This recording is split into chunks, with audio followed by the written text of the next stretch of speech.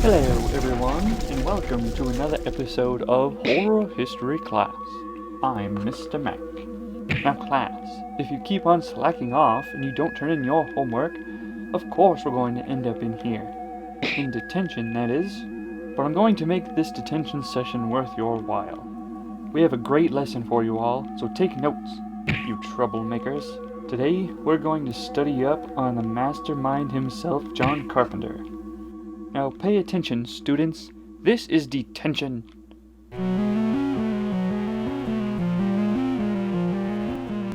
Alright, you sorry sack of pathetic excuses of trouble-making students. John Carpenter is a total legend and simply deserves our respect as horror fans.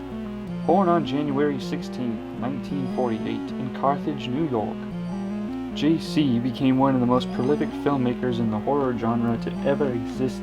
A big fan of westerns, once he was asked why he never wanted to make one. He replied jokingly, because after every take, you have to clean up horse poo. A solid rock musician, he took the role of composer for most of his films, which he does very well if you ask me. I mean, just look at some of the scores for his film. Take Halloween, for example. Super famous song and a total classic. Carpenter also has great taste in classical rock and roll music. A fan of Elvis and the Beach Boys. He's a real rock and roller. Good friends with legendary actor Kurt Russell, he admires his work ethic and the fact that he's not afraid to take on roles that might impact his image.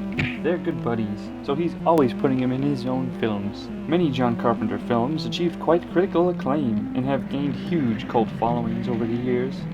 The Thing, The Fog, Escape from New York, and of course, Halloween cemented him as one of the all-time greats. Not only creating classic films, but classic characters as well. From Halloween to The Thing to They Live, he's really made quite a few characters who have become cultural icons at this point. Michael Myers, anybody? Sometimes it just seems like everything Carpenter touches turns to gold. Well, except for maybe things like Ghost of Mars. But hey, nobody's perfect, right? But he's so dang close if you ask me. Not many people come close to legendary status, but he certainly did.